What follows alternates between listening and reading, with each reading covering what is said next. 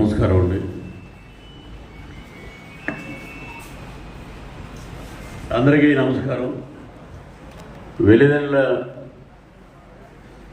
హనుమంతరాయ ఈ గ్రంథాలయం అంటే చాలామంది ఈ వేదిక మీద నాకు తెలిసి జంధ్యాల గారి దగ్గర నుంచి పెద్ద పెద్ద దర్శకులు, అలాగే నటీనటులు కైకాల సత్యనారాయణ గారి దగ్గర నుంచి, మా నాన్నగారి దగ్గర నుంచి, అలాగే గుమ్మడి గారి దగ్గర నుంచి, అలాగే చెప్పుకుంటూ పోతే పెద్ద లిస్ట్ ఉందన్నమాట.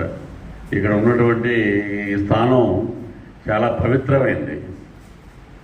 వెలుగల్ల మన ఈ స్టేజ్ మీద మనం రావాలంటే మనం పుణ్యం చేసుకోవాలన్నమాట. ఇది చాలామందికి తెలియదు, ఈ జనరేషన్లో చాలామందికి తెలియదు. So mother Teresa mother service society 3వ వార్షికోత్సవానికి మేము వచ్చాం. ఎందుకంటే ఆమె గురించి ప్రపంచవ్యాప్తంగా తెలియని పౌరుడంటూ ఉండడు. సేవే ఆవిడ మెయిన్ ఎజెండా. ఆ సేవతోటి ఆమె లక్షలాది కోట్లాది ప్రజల యొక్క హృదయాలను దోచుకుందన్నమాట. సర్వీస్ ఈజ్ ఇంపార్టెంట్ అని. సో మనకి ఎంత డబ్బు ఉందో అనేది కాదు, మనం ఎంత సేవ చేయగలిగాం పేద ప్రజలకి అనే ఒక నినాదం మీద మదర్ తెరిసా గారు ఈరోజు ఇచ్చిన స్ఫూర్తి. ఆమె భౌతికంగా మన మధ్య లేకపోయినా వారు చేసినటువంటి సేవలు చిరస్థాయిగా అలాగా ఈ భూగోళం ఉన్నంత వరకు అలా ఉండిపోతాయి. సో ఇక ఒక మాట చెప్పుకోవాలన్నమాట. ఏంటంటే చాలా వరకు నాకు తెలిసి నేను ఒక student of Andhra university Vizag, నేను ఎంఏ చదువుకున్న రోజుల దగ్గర నుంచి అప్పుడున్న ఎడ్యుకేషన్ సిస్టంలో మా గురువులైనటువంటి పెద్దవాళ్ళు ప్రొఫెసర్స్, ఆవుల సాంబశివరావు గారు మాకు లోకాయుక్త చైర్మన్ చేసిన తర్వాత ఆయన vice chancellor of Andhra university. ఆ టైంలో మేము చదువుకున్నందుకు చాలా గర్వపడుతున్నాం.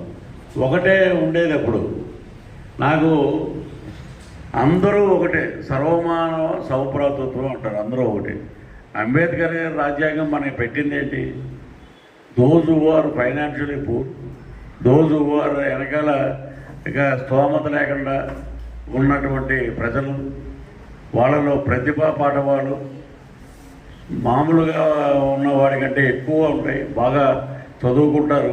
సో వారిని కూడా మనం పైకి తేవాలి అనే ఉద్దేశంతో రిజర్వేషన్లు అనేవి పెట్టడం జరిగింది.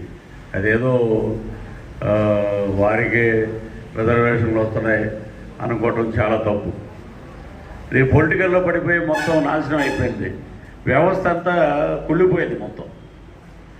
మనం అందరం కలిస్తేనే భారతదేశానికి స్వాతంత్రం వచ్చిందనే సంగతి గుర్తుపెట్టుకోవాలంటారు ప్రతి ఒక్కరు.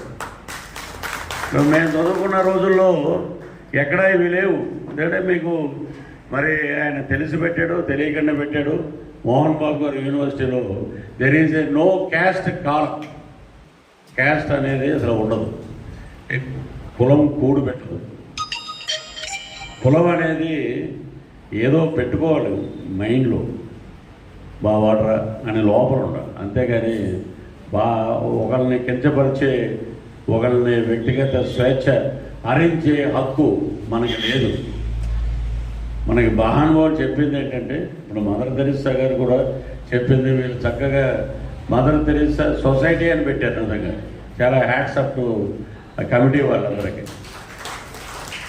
ఇక్కడ మనల్ని వెలుగొట్టారు, మనమందరం ఒకటేనా. నేను మా స్వస్థలం తాడేపల్లిగూడెం, ఆ పక్కన ఉన్న పల్లెటూరులో అందరూ మా ఫ్రెండ్స్ ఉన్నారు. మొన్న కూడా చాలాసార్లు నాకు ఫోన్ చేస్తారు, కలవలసిన వాళ్ళు కలుస్తుంటారు. ఒకటే చెప్పేవారు ఏంటంటే, మనం చదువుకున్నప్పుడు there is no BC, there is no OC, there is no ST, there is no SC.